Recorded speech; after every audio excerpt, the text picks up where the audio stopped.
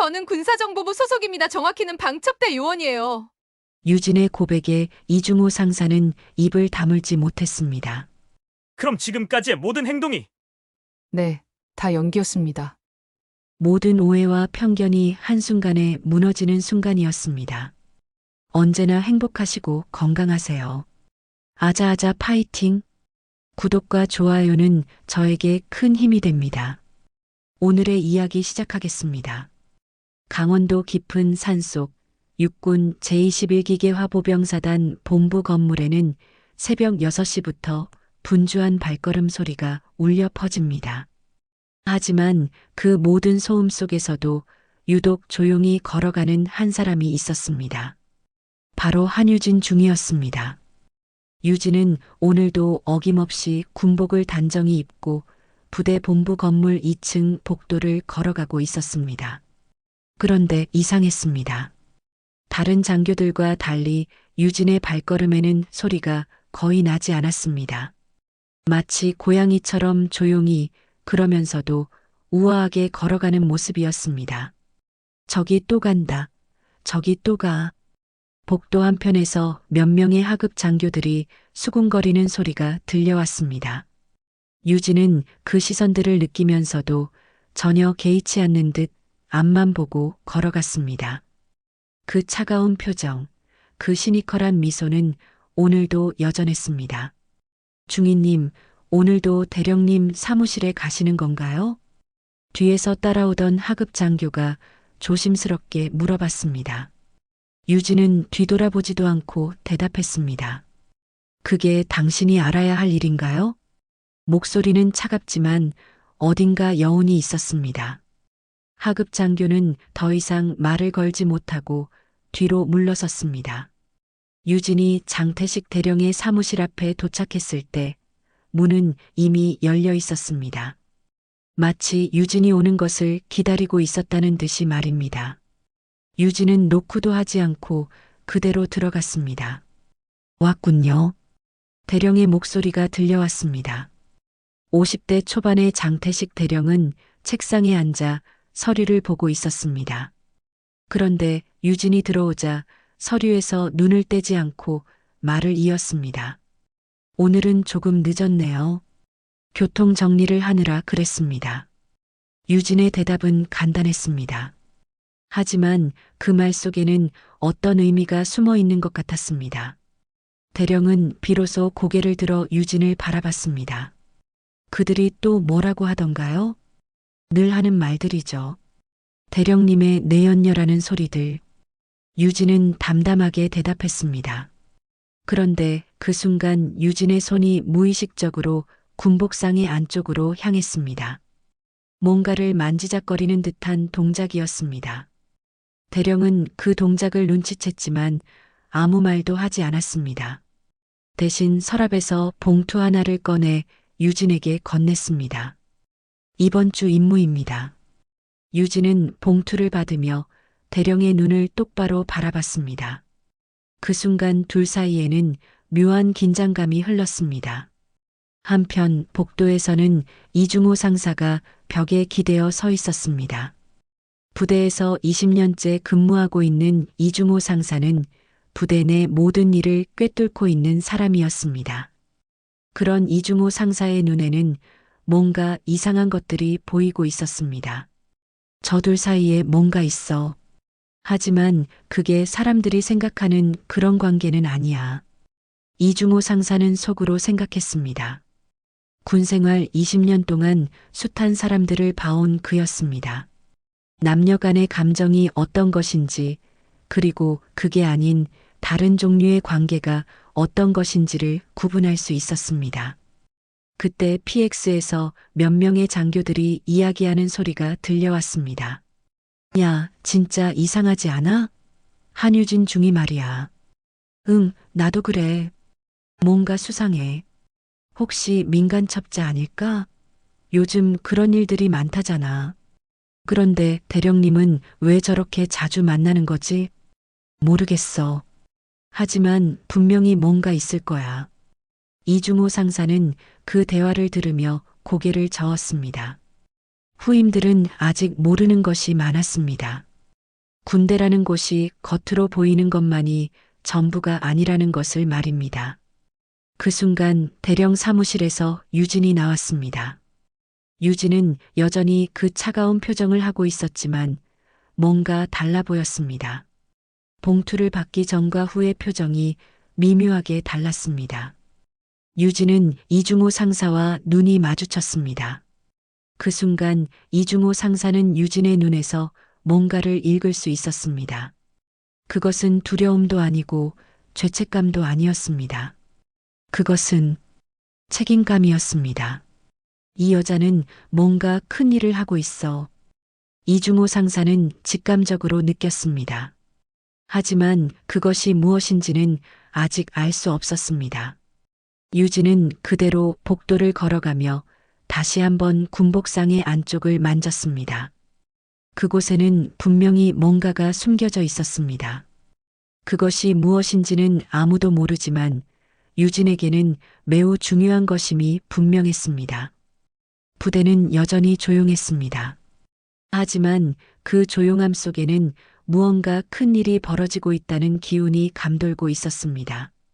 그날 밤 부대 내무반에서는 이상한 일이 벌어지고 있었습니다. 평소 같으면 모든 장교들이 잠들어 있을 시간이었지만 몇몇 방에서는 희미한 불빛이 새어나오고 있었습니다. 김정수 소위가 조심스럽게 문을 열고 복도로 나왔습니다. 그리고 옆방 문을 두드렸습니다. 박소희, 자고 있어?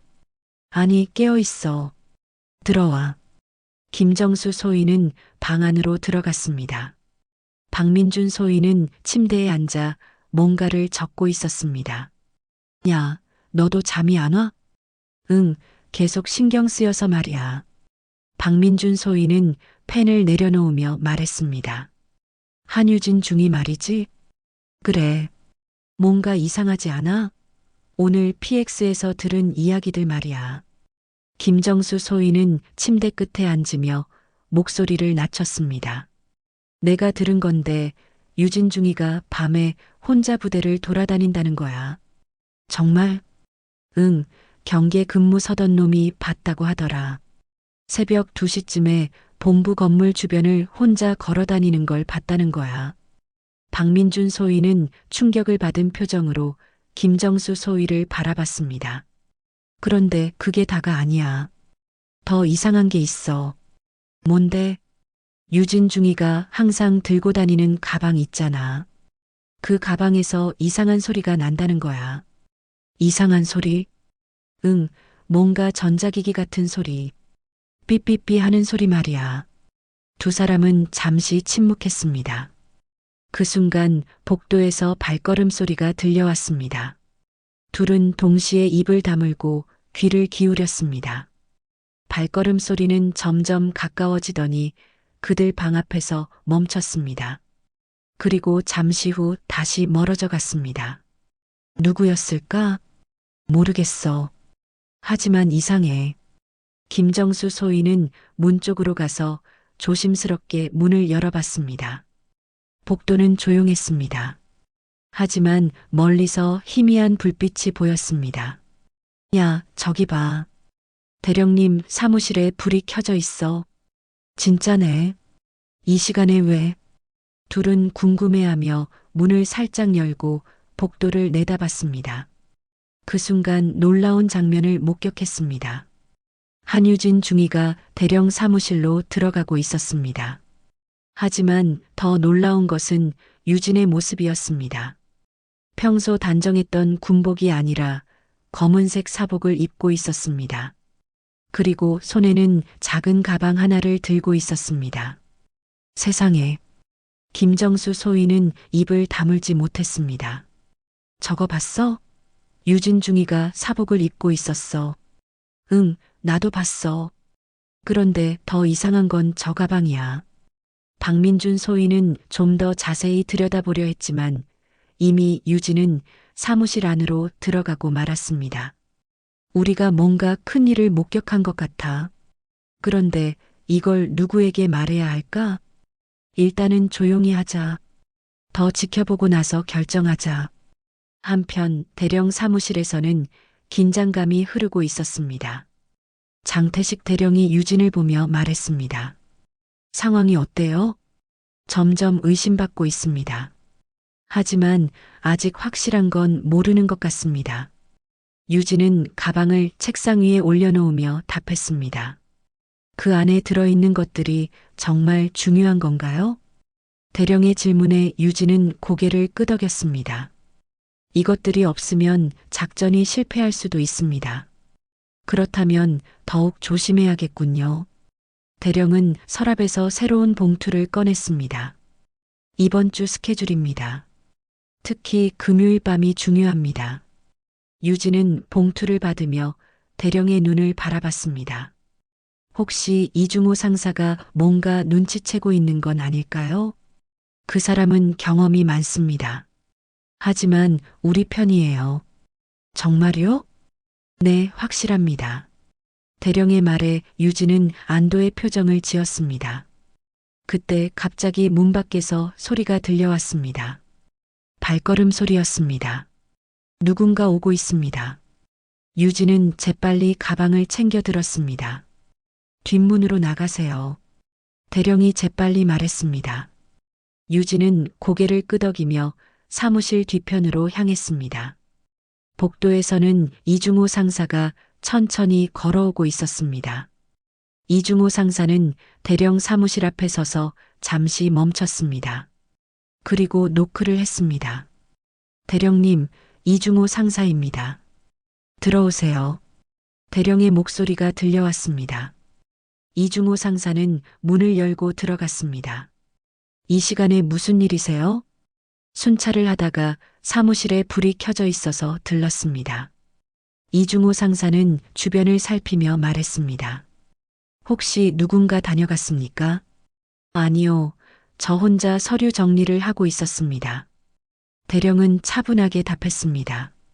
하지만 이중호 상사의 눈에는 뭔가 다른 것이 보였습니다. 바닥에 떨어진 작은 종이 조각이었습니다. 아, 그렇습니까? 그럼 일찍 주무시기 바랍니다. 이중호 상사는 그 종이 조각을 주목하며 사무실을 나왔습니다. 복도로 나온 이중호 상사는 그 종이 조각을 주워들었습니다. 그리고 가까운 전등 아래에서 자세히 들여다봤습니다. 그 순간 이중호 상사의 얼굴이 굳어졌습니다. 그 종이 조각에는 숫자들이 적혀 있었습니다. 하지만 그것은 일반적인 숫자가 아니었습니다. 암호 같은 것이었습니다. 이제 확실해졌어. 뭔가 큰일이 벌어지고 있어. 이중호 상사는 속으로 생각했습니다. 그리고 그 종이 조각을 주머니에 넣었습니다. 다음 날 아침 부대 식당에서는 평소보다 더 많은 수군거림이 들려왔습니다. 장교들이 모여 앉아 어젯밤 일에 대해 이야기하고 있었습니다. 야, 너 어젯밤에 뭔가 이상한 거 못 봤어? 김정수 소위가 박민준 소위에게 조심스럽게 물어봤습니다. 응, 나도 그래. 계속 신경 쓰여. 그런데 말이야, 내가 새벽에 화장실 가려고 나왔는데 이중호 상사가 복도를 걸어 다니는 걸 봤어. 정말? 몇 시쯤에? 새벽 3시쯤. 뭔가 심각한 표정으로 걸어 다니더라.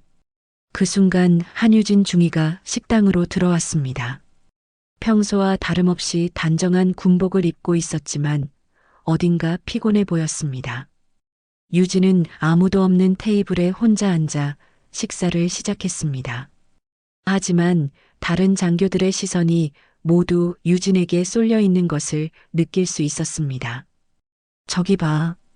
오늘은 더욱 이상해 보여. 맞아. 뭔가 긴장한 것 같아. 유진은 그런 시선들을 무시하고 식사를 계속했습니다. 하지만 군복상의 안쪽을 만지는 버릇은 여전했습니다. 그때 이중호 상사가 식당으로 들어왔습니다. 이중호 상사는 유진을 보더니 곧바로 유진의 테이블로 향했습니다. 중위님, 잠시 이야기 좀 할까요? 유진은 고개를 들어 이중호 상사를 바라봤습니다.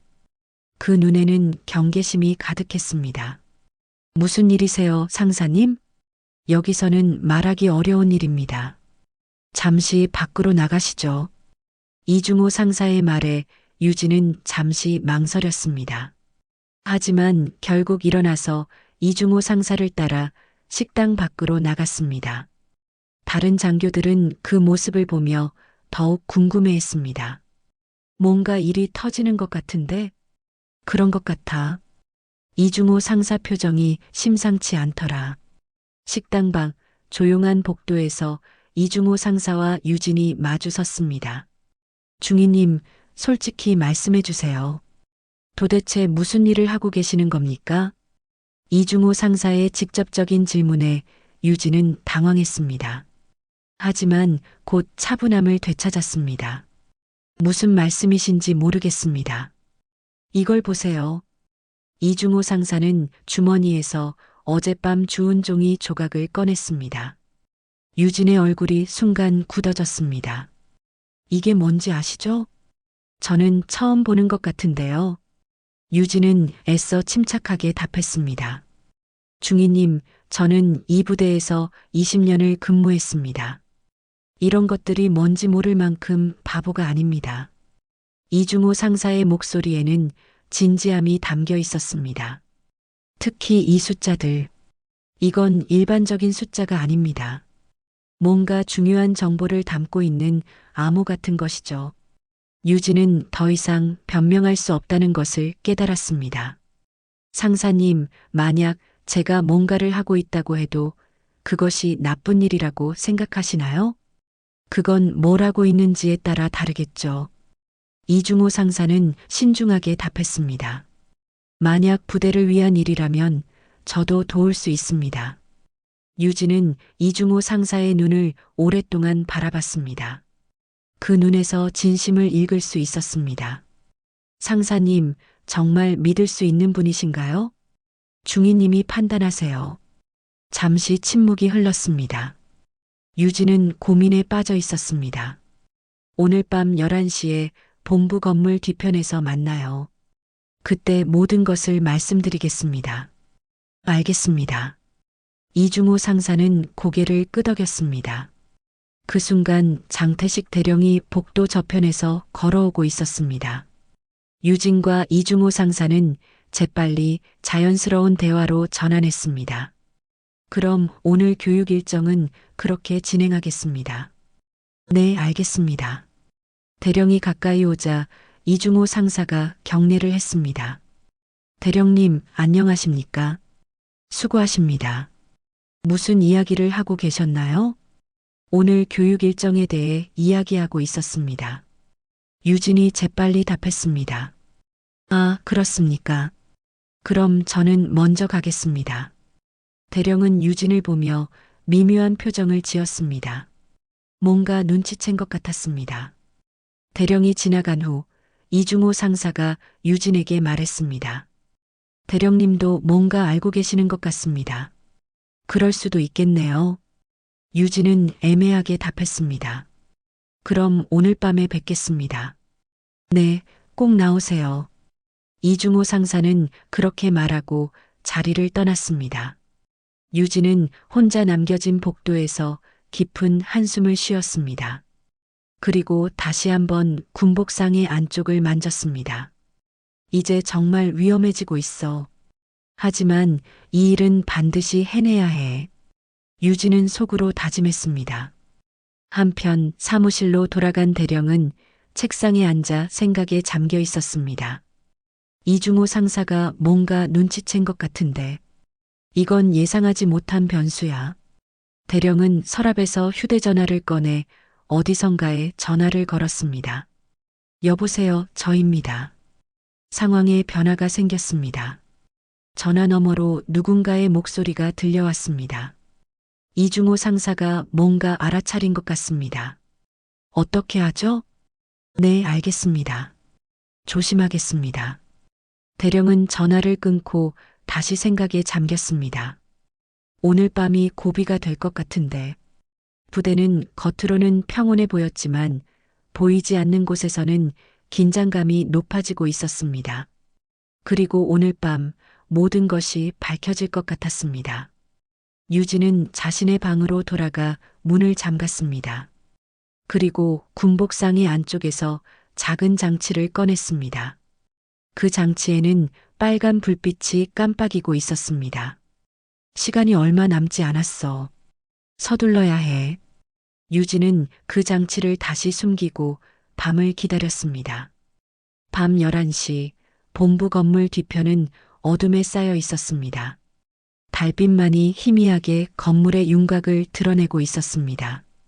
이중호 상사는 약속 시간보다 10분 일찍 도착해서 주변을 살피고 있었습니다. 정말 올까? 이중호 상사는 속으로 생각했습니다. 하지만 그 의문은 곧 해결되었습니다.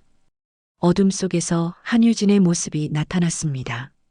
유진은 어제 밤과 마찬가지로 검은색 사복을 입고 있었습니다. 그리고 손에는 여전히 그 작은 가방을 들고 있었습니다. 와주셔서 고맙습니다. 유진이 먼저 말을 꺼냈습니다. 약속은 약속이니까요. 그런데 정말 모든 것을 말씀해 주실 건가요? 이중호 상사의 질문에 유진은 고개를 끄덕였습니다. 하지만 여기서는 안 됩니다. 너무 위험해요. 그럼 어디로 가죠? 저를 따라오세요. 유진은 본부 건물 뒤편 숲으로 향했습니다. 이중호 상사는 의아해하면서도 유진을 따라갔습니다. 숲속 깊숙한 곳, 작은 벙커 같은 건물이 나타났습니다. 이중호 상사는 놀랐습니다. 이런 곳이 있었나요? 네, 오래된 방공호입니다. 지금은 사용하지 않죠. 유진은 벙커 문을 열었습니다. 안에는 의외로 각종 장비들이 설치되어 있었습니다. 이게 다 뭡니까? 이중호 상사는 경악했습니다.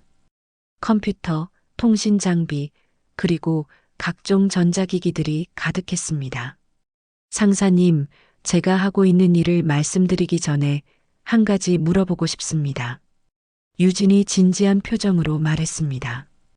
부대에서 이상한 일들이 일어나고 있다는 것을 느끼신 적이 있나요? 이상한 일이라고 하면?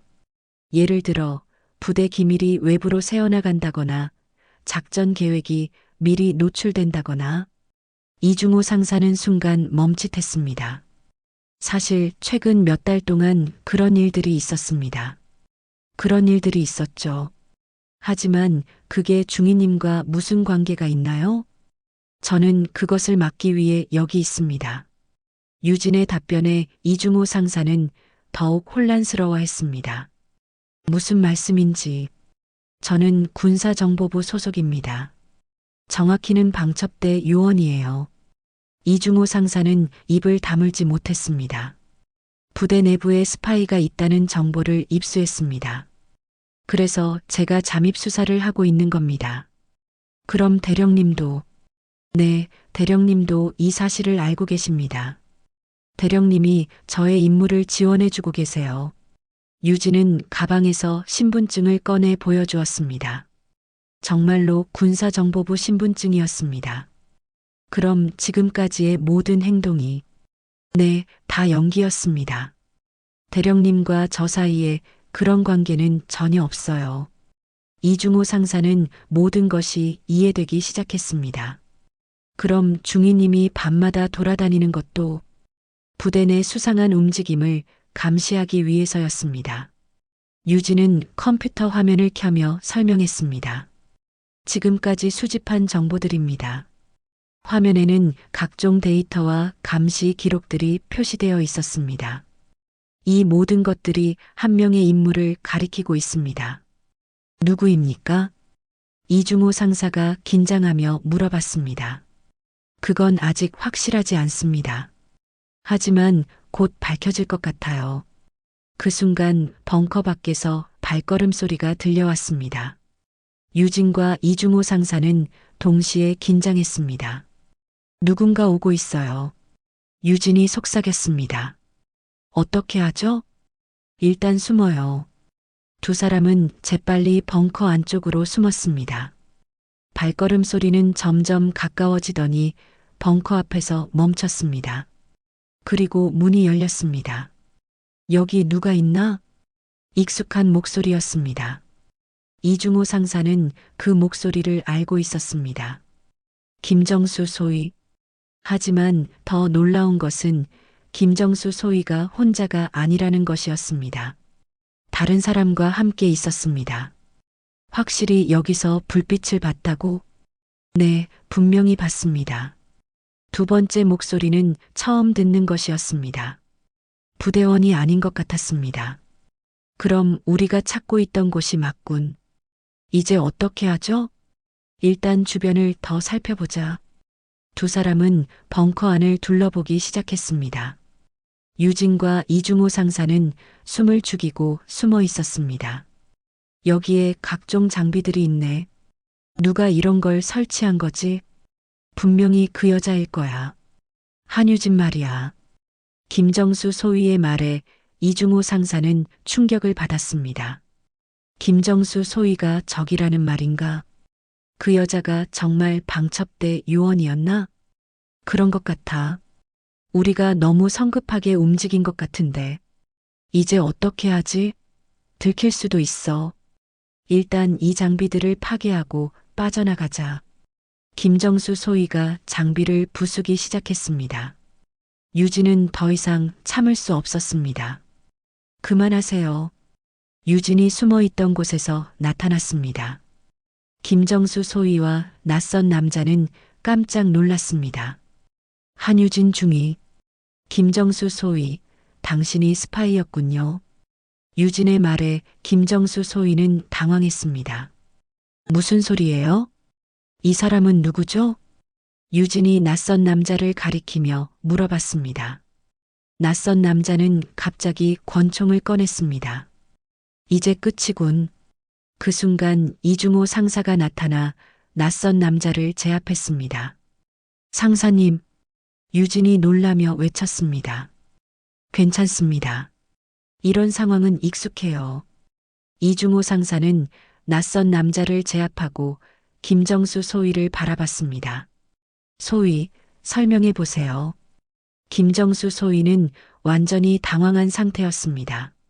저는 아무것도 모릅니다. 그럼 이 사람은 누구죠? 유진이 권총을 뺏으며 물어봤습니다. 하지만 김정수 소위는 대답하지 못했습니다. 그 순간 벙커 밖에서 또 다른 발걸음 소리가 들려왔습니다.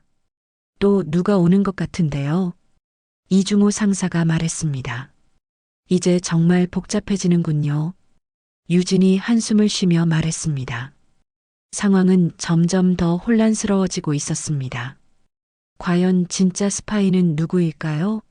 그리고 이 모든 일의 진실은 무엇일까요? 벙커 밖에서 들려오는 발걸음 소리는 점점 가까워지고 있었습니다. 유진은 재빨리 권총의 안전장치를 해제하며 입구를 향해 몸을 돌렸습니다. 이중호 상사는 여전히 낯선 남자를 제압하고 있었고 김정수 소위는 벽에 기대어 서서 떨고 있었습니다. 누구든 천천히 들어오세요. 무기를 들고 있습니다. 유진이 큰 소리로 외쳤습니다. 그 순간 벙커 입구에 나타난 사람은 모두가 예상하지 못한 인물이었습니다. 바로 장태식 대령이었습니다. 대령님? 유진이 놀라며 권총을 내렸습니다. 무슨 일입니까? 총소리가 들려서 급히 왔는데 대령이 벙커 안의 상황을 살피며 말했습니다. 대령님, 상황이 복잡해졌습니다. 유진이 대령에게 상황을 설명하기 시작했습니다. 하지만 이중호 상사는 뭔가 이상함을 느꼈습니다. 총소리? 우리는 총을 쏘지 않았는데. 이중호 상사는 의아해하며 대령을 바라봤습니다. 김정수 소위가 이 남자와 함께 여기 와서 장비들을 파괴하려고 했습니다. 유진의 설명에 대령은 고개를 끄덕였습니다. 그렇다면 김정수 소위가 우리가 찾던 스파이라는 말이군요. 그런 것 같습니다. 하지만 아직 확실하지는. 그 순간 김정수 소위가 갑자기 소리쳤습니다. 아닙니다. 저는 스파이가 아닙니다. 모든 사람들이 김정수 소위를 바라봤습니다. 그럼 이 남자는 누구입니까? 대령이 제압된 낯선 남자를 가리키며 물어봤습니다. 저는 모릅니다. 이 사람이 저에게 접근해서 유진중이에 대한 정보를 물어봤어요. 김정수 소위의 목소리는 떨리고 있었습니다. 어떤 정보를 물어봤습니까? 유진이 다가가며 물어봤습니다. 유진중이가 밤에 뭘 하는지, 대령님과 어떤 관계인지, 그런 것들을요. 그래서 어떻게 대답했습니까? 저는 아무것도 모른다고 했어요. 하지만 이 사람이 계속 따라다니면서 협박을 했습니다. 김정수 소위는 울먹이며 말했습니다. 무슨 협박을요? 이중호 상사가 물어봤습니다. 저의 가족들을 해치겠다고. 그래서 어쩔 수 없이 따라온 겁니다. 이중호 상사는 김정수 소위의 말을 듣고 뭔가 이상함을 느꼈습니다. 하지만 더 큰 의문이 생겼습니다. 대령님, 어떻게 여기가 어디인지 아셨습니까? 이중호 상사의 질문에 대령은 잠시 멈칫했습니다. 그게 유진중이가 미리 말해줬거든요. 저는 대령님에게 이곳에 대해 말씀드린 적이 없는데요. 유진이 의아해하며 말했습니다. 순간 벙커 안이 조용해졌습니다. 모든 사람들이 대령을 바라봤습니다. 아, 그게 제가 착각했나 보군요. 대령이 어색하게 웃으며 말했습니다.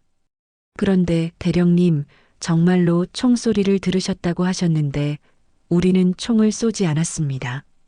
이중호 상사가 날카롭게 물어봤습니다. 대령의 얼굴이 굳어졌습니다.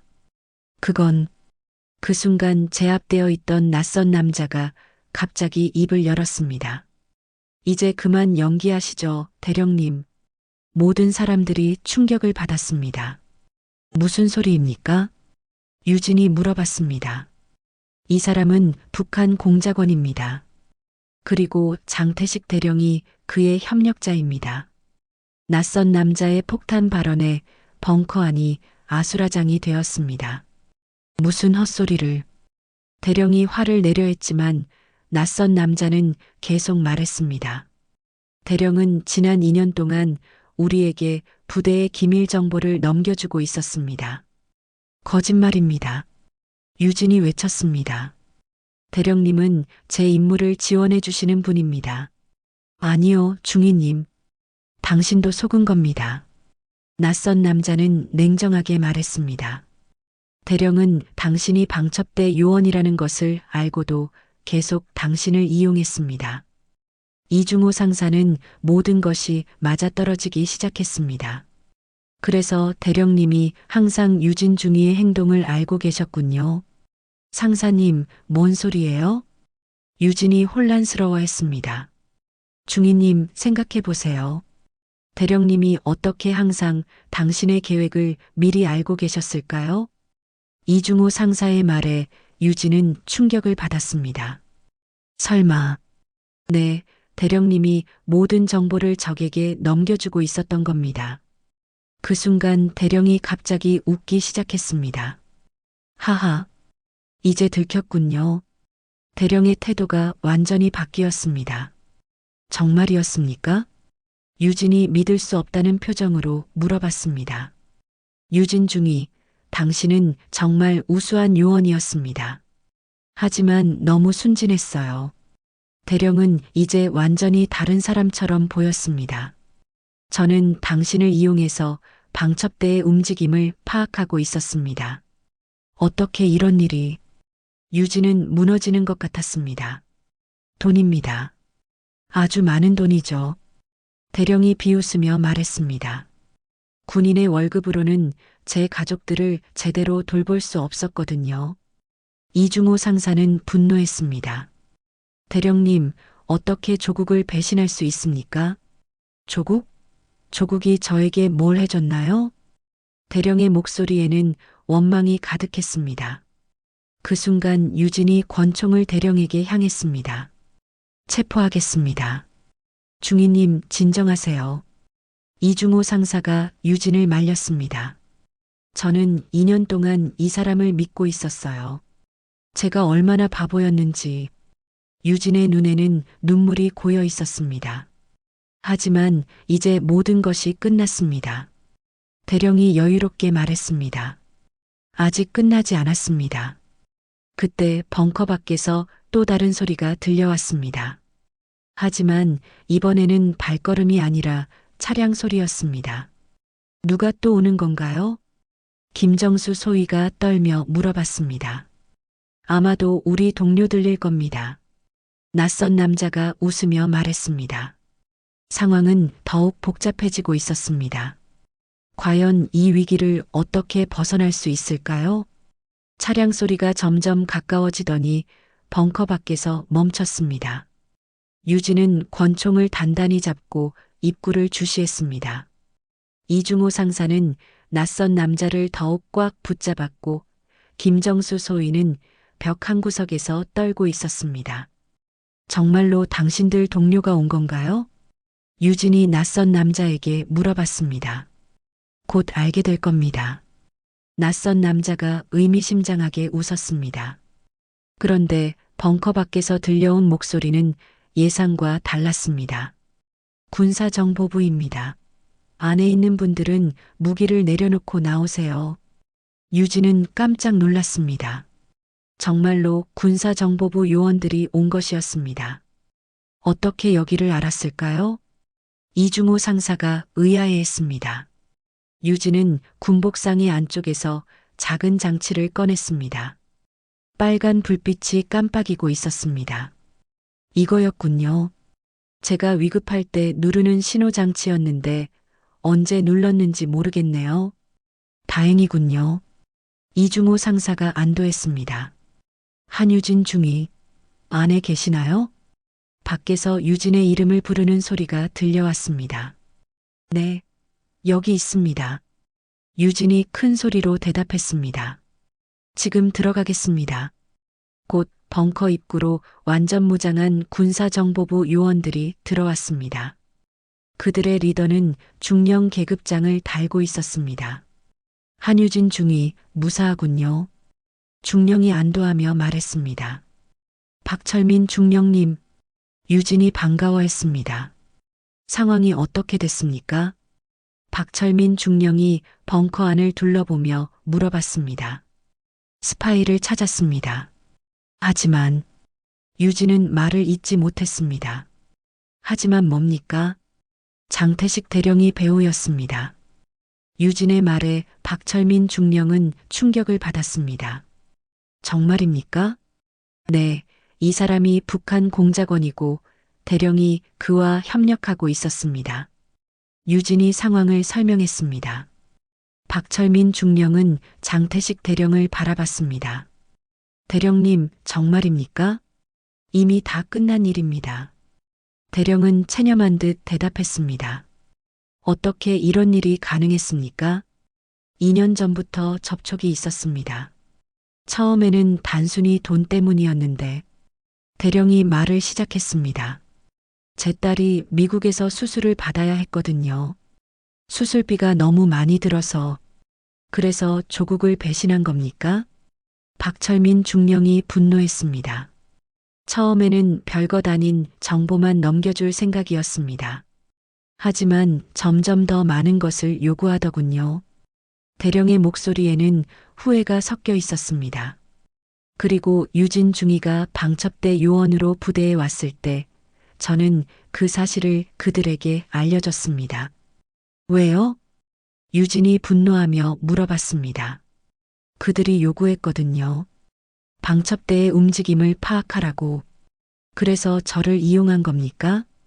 유진 중위, 미안합니다. 대령은 고개를 숙였습니다. 이때 이중호 상사가 입을 열었습니다. 그런데 중령님, 어떻게 여기 위치를 알고 오셨습니까? 박철민 중령은 잠시 머뭇거렸습니다. 그게 사실 우리도 이 부대를 며칠째 감시하고 있었습니다. 감시하고 있었다고요? 유진이 놀랐습니다. 네, 유진 중위의 보고가 며칠째 없어서 이상하다고 생각했거든요. 제가 보고를 안 했나요? 유진이 의아해했습니다. 네, 지난주부터 연락이 끊겼습니다. 박철민 중령의 말에 유진은 깨달았습니다. 대령님이 제 보고서를 가로챘군요. 맞습니다. 저는 유진 중위의 모든 보고서를 확인하고 수정했습니다. 대령이 인정했습니다. 그래서 방첩대에서는 아무것도 모르고 있었던 겁니다. 정말 치밀하게 계획했군요. 박철민 중령이 혀를 찼습니다. 그 순간 낯선 남자가 갑자기 웃기 시작했습니다. 하하, 정말 재미있는 상황이군요. 뭐가 재미있다는 겁니까? 이중호 상사가 화를 냈습니다. 여러분은 아직도 모르고 계시는군요. 뭘 모른다는 겁니까? 박철민 중령이 물어봤습니다. 진짜 스파이가 누구인지 말입니다. 낯선 남자의 말에 모든 사람들이 긴장했습니다. 장태식 대령은 그냥 이용당한 것뿐입니다. 진짜 스파이는 따로 있어요. 그게 누구라는 겁니까? 바로 낯선 남자가 박철민 중령을 가리켰습니다. 박철민 중령입니다. 벙커 안이 순식간에 아수라장이 되었습니다. 무슨 헛소리입니까? 박철민 중령이 분노했습니다. 헛소리가 아닙니다. 중령님이 모든 것을 조작하고 계셨거든요. 그런 말도 안 되는. 그 순간 유진이 뭔가 이상함을 느꼈습니다. 중령님, 어떻게 제가 며칠째 보고를 안 했다는 걸 아셨나요? 그게 뭔 뜻입니까? 저는 어제까지도 정기 보고를 했었거든요. 유진의 말에 박철민 중령의 얼굴이 굳어졌습니다. 그리고 중령님, 저한테 이 부대에 벙커가 있다고 말한 사람이 누구였죠? 그건 박철민 중령이 말을 잇지 못했습니다. 이중호 상사가 모든 것을 깨달았습니다. 중령님이 유진 중위를 이곳으로 유도한 겁니까? 아닙니다. 박철민 중령이 부인했지만 이미 의심의 눈초리가 집중되고 있었습니다. 그럼 오늘 밤 이곳에서 무슨 일이 일어날지 어떻게 미리 알고 계셨나요? 유진이 날카롭게 물어봤습니다. 박철민 중령은 더 이상 변명할 수 없었습니다. 모든 게 계획이었습니다. 박철민 중령이 마침내 실토했습니다. 저는 이중 스파이였습니다.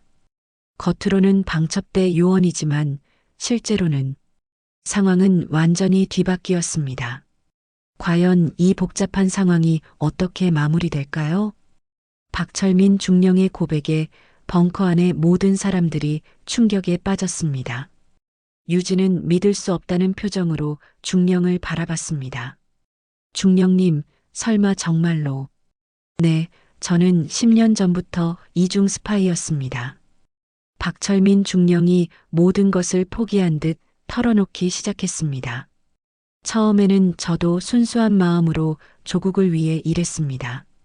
하지만 점점 현실을 알게 되면서 무슨 현실을 말하는 겁니까? 이중호 상사가 분노하며 물어봤습니다. 이 나라의 정치인들이 얼마나 부패했는지, 군 간부들이 얼마나 사리사욕에 빠져 있는지를 알게 됐습니다. 박철민 중령의 목소리에는 깊은 실망이 섞여 있었습니다. 그래서 조국을 배신한 겁니까? 유진이 떨리는 목소리로 물어봤습니다. 배신이라고 할 수도 있겠죠. 하지만 저는 더 큰 목적을 위해 일하고 있었습니다. 더 큰 목적이라니요? 통일입니다. 진정한 통일 말입니다. 박철민 중령의 말에 모든 사람들이 어리둥절해했습니다. 지금의 대립 상황으로는 절대 통일이 될 수 없습니다. 어느 한쪽이 완전히 무너져야만 가능하죠. 그래서 우리나라를 무너뜨리려고 한 겁니까? 아닙니다. 저는 양쪽 모두에게 정보를 제공했습니다. 박철민 중령의 폭탄 발언에 모든 사람들이 경악했습니다. 양쪽 모두에게요? 네, 남한의 정보도 북한에, 북한의 정보도 남한에 제공했습니다. 그럼 중령님은 도대체 어느 편입니까? 이중호 상사가 혼란스러워했습니다. 저는 통일된 조선의 편입니다. 그 순간 유진이 뭔가 깨달았습니다. 그럼 저를 이 부대에 보낸 것도 네, 모든 것이 계획이었습니다. 박철민 중령이 인정했습니다. 저는 장태식 대령이 북한과 접촉하고 있다는 것을 알고 있었습니다. 그래서 유진중이를 보내서 그 증거를 확보하려고 했죠. 왜요? 대령을 제거하고 저의 정체를 숨기기 위해서였습니다. 박철민 중령의 치밀한 계획에 모든 사람들이 소름 끼쳤습니다. 그런데 예상하지 못한 변수가 생겼습니다. 무엇입니까? 바로 이중호 상사였습니다. 박철민 중령이 이중호 상사를 바라봤습니다. 상사가 너무 많은 것을 눈치채기 시작했거든요. 이중호 상사는 자신도 모르게 긴장했습니다. 그래서 오늘 밤 모든 것을 정리하려고 했던 겁니다. 정리한다는 것이 이 자리에 있는 모든 사람을 제거할 계획이었습니다. 박철민 중령의 말에 벙커 안의 분위기가 얼어붙었습니다. 그 순간 낯선 남자가 다시 웃기 시작했습니다. 정말 대단한 계획이군요, 중령님. 당신도 제 계획의 일부였습니다. 저를 미끼로 쓴 겁니까? 네, 당신이 여기서 죽으면 북한 공작원이 침투했다가 발각되어 총격전 끝에 모두 죽었다는 시나리오였습니다. 박철민 중령의 냉혹함에 모든 사람들이 전율했습니다. 하지만 계획에 오차가 생겼군요. 유진이 차분하게 말했습니다. 맞습니다. 이중호 상사가 예상보다 빨리 진실을 눈치챘고 김정수 소위도 예상과 다르게 행동했습니다. 김정수 소위는 어떤 역할이었습니까? 이중호 상사가 물어봤습니다. 단순한 미끼였습니다. 유진 중위가 의심할 대상이 필요했거든요. 김정수 소위는 자신이 이용당했다는 사실에 충격을 받았습니다. 그럼 저는 아무것도 모르는 채로 네, 당신은 무고한 피해자였습니다. 박철민 중령이 인정했습니다. 그때 벙커 밖에서 또 다른 소리가 들려왔습니다. 이번에는 헬리콥터 소리였습니다. 또 누가 오는 겁니까? 김정수 소위가 불안해했습니다. 아마도 진짜 군사정보부 요원들일 겁니다. 박철민 중령이 씁쓸하게 웃었습니다. 진짜요? 네, 저는 가짜 신분으로 여기 온 겁니다. 그럼 중령님과 함께 온 요원들은 모두 북한 공작원들입니다. 박철민 중령의 말에 유진은 절망했습니다. 그럼 우리는 완전히 포위된 겁니까? 그렇게 될 뻔했죠. 하지만 그 순간 벙커 입구로 새로운 인물들이 들어왔습니다. 하지만 이들은 앞서 온 요원들과는 다른 복장을 하고 있었습니다. 국가정보원입니다. 선두에 선 남자가 신분증을 보이며 말했습니다. 한유진 중위 무사하십니까? 네, 하지만 상황이 복잡합니다. 유진이 간단히 상황을 설명했습니다. 이미 다 파악하고 있습니다. 국정원 요원이 말했습니다. 박철민은 3개월 전부터 우리가 추적하고 있었습니다. 그럼 오늘 일도 알고 계셨나요? 네, 모든 것을 감시하고 있었습니다. 국정원 요원은 박철민을 바라봤습니다. 박철민, 오랜 추격이 끝났군요. 박철민은 더 이상 저항하지 않았습니다. 언제부터 알고 계셨습니까? 당신이 양쪽에 정보를 넘기고 있다는 것을 안 건 1년 전부터였습니다. 그럼 왜 지금까지? 더 큰 조직을 찾기 위해서였습니다. 국정원 요원의 말에 박철민은 고개를 숙였습니다. 이제 모든 것이 끝났습니다. 유진이 안도의 한숨을 쉬었습니다. 하지만 아직 끝나지 않았습니다. 국정원 요원이 심각한 표정으로 말했습니다. 박철민의 상관도 조사해야 하고 그와 연결된 다른 스파이들도 찾아야 합니다. 얼마나 더 많은 사람들이 연루되어 있을까요? 이중호 상사가 걱정스럽게 물어봤습니다. 그건 앞으로 수사해봐야 알 수 있습니다. 그렇게 길고 복잡했던 하룻밤이 끝나가고 있었습니다. 하지만 진실의 실체는 여전히 완전히 드러나지 않은 상태였습니다. 3개월 후 강원도의 그 부대는 완전히 다른 모습이었습니다. 새로운 대령이 부임했고 부대원들 사이에서는 그 사건에 대한 이야기가 전설처럼 전해지고 있었습니다. 한유진은 여전히 그 부대에 있었습니다. 하지만 이제는 더 이상 숨길 것이 없었습니다. 그녀의 정체가 공개된 후 부대원들의 시선이 완전히 바뀌었습니다. 중위님, 정말 대단하셨습니다. 새로운 하급 장교가 존경하는 눈빛으로 유진을 바라보며 말했습니다. 별일 아니었어요. 유진은 겸손하게 답했습니다. 하지만 그 마음 속에는 아직도 복잡한 감정들이 남아 있었습니다. 그날 오후 유진은 이중호 상사와 함께 부대 뒤편 숲길을 걸어가고 있었습니다. 그 벙커가 있던 곳까지 가는 길이었습니다. 상사님, 그때 정말 놀랐어요. 저도 마찬가지였습니다. 20년 군 생활하면서 그런 일은 처음이었거든요.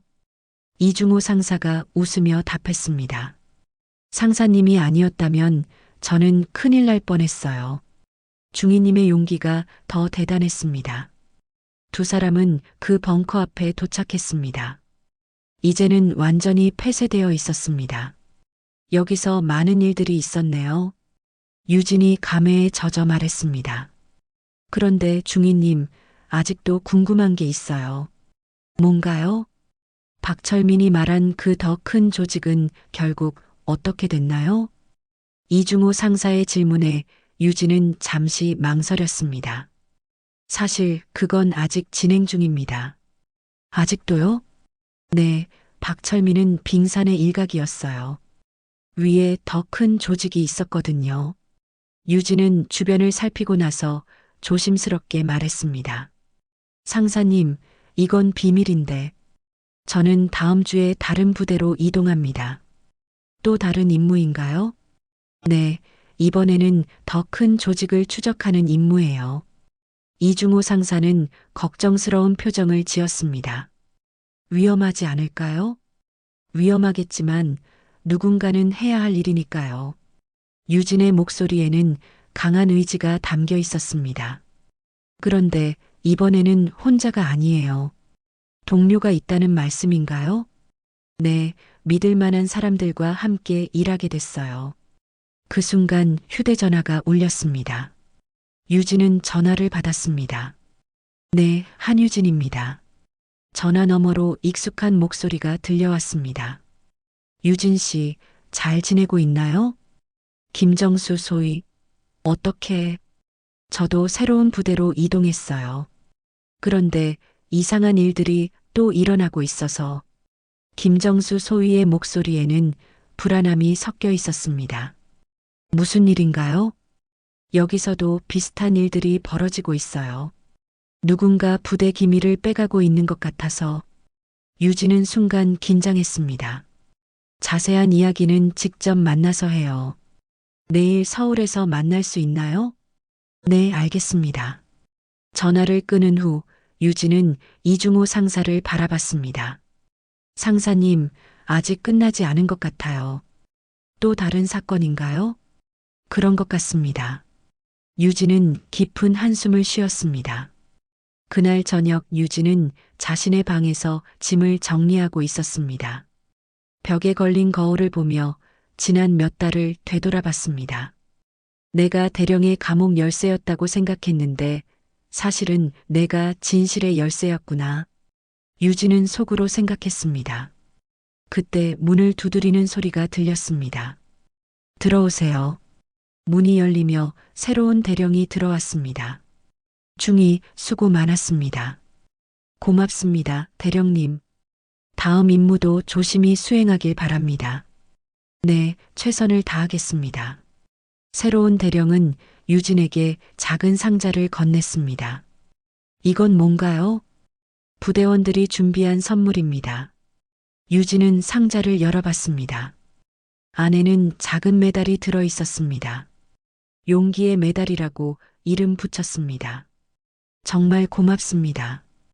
유진의 눈에 눈물이 고였습니다. 다음 날 아침 유진은 부대를 떠날 준비를 마쳤습니다.